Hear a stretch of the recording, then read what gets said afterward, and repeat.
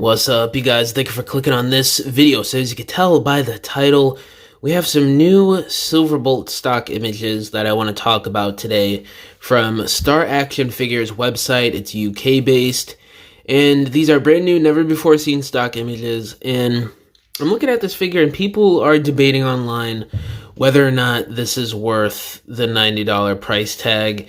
And I'm looking at this, I don't know. I mean, this is like the same case of what happened with Motormaster a couple years ago. So I'm not really too surprised by this pack, even though I do wish this slot was given to another character next year. But in terms of what we do get with this Silverbolt, I don't know. I think from this at least, it's worth the price. Now, I could go into a couple reasons why here. So you look at the fully combined mode here of Superion without all the components, and that figure is a little bit taller than Siege Jetfire, and he looks pretty solid, you know, except for obviously the components missing. And that's a pretty large figure in itself. That's a lot of plastic in mass to produce. So with just based off of that fact alone, I don't know, I think just with how the world is these days, the $90 price point, it just had to happen.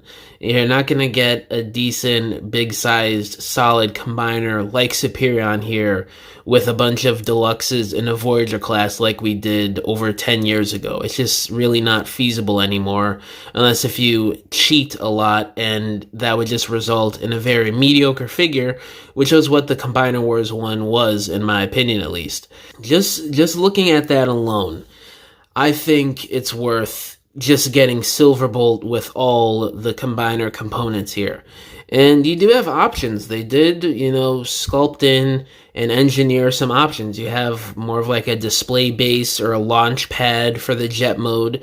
You also have a base mode, which, I mean, obviously isn't the greatest, but it's a decent little fort for battle. You could plug the gun on top. You know, they did put, you know, at least a decent amount of thought into it, it seems like.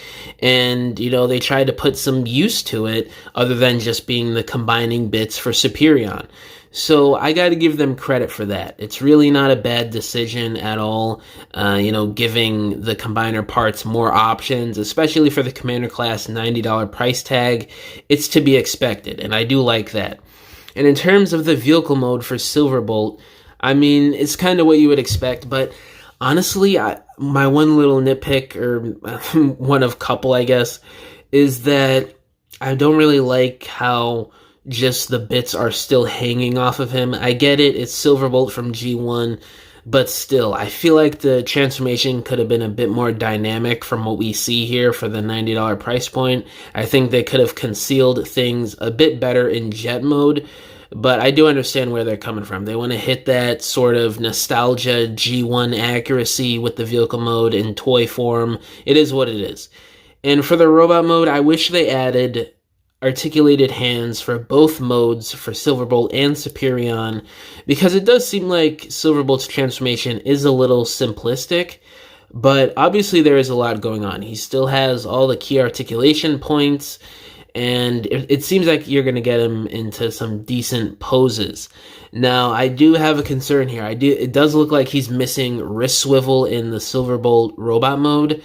If so, that really does suck. And it would have been nice to see a couple extra guns maybe with him. That is a little bit of like a out there nitpick, I guess, at least in my opinion. But it is something that I think they should have included, maybe 1 or 2 extra guns or some blast effects. I think that would have sweetened the deal for a lot more people out there, even more than just getting this pack as it is. With all that considered, I do understand what's going on here. And again, it's just how things are. It's just the only way, basically, we're going to be able to get G1 accurate combiners like this without heavily cheating like what they did in Combiner Wars, which is basically IDW designs. And I know so many Transformers fans out there prefer G1 designs, and I've been waiting for faithful versions like this for basically 40 years now. So we finally have the chance, and a lot of people are complaining, and, you know, I could see some of where people are coming from, but at the same time, I just don't get it. I mean, you compare this to the Combiner Wars one, it's almost night and day. The robot mode looks so much more solid, and it just looks so much better to handle in terms of posing it and transforming it, and the quality looks like it's going to be pretty top notch, especially for the commander components here. But yeah, I don't really have much else to say about this. I think it's worth the $90 price point. If you disagree with me in the comments, that's fine. Let me know down below. How do y'all feel about this commander class Silverbolt release? Do you think it's worth the $90 or do you not? All of my social medias are linked down below, including my email if you guys want to hit me up about business inquiries, if you want to message me about whatever, or if you want to commission a diorama from me, because I make dioramas for people for their stop motions, photography, or your regular display shelves in your homes. You can either hit me up on any of my social media accounts or just email me and we can work out a deal. But yeah, guys, thank you for watching this video, and I'll catch y'all in the next one. Bye!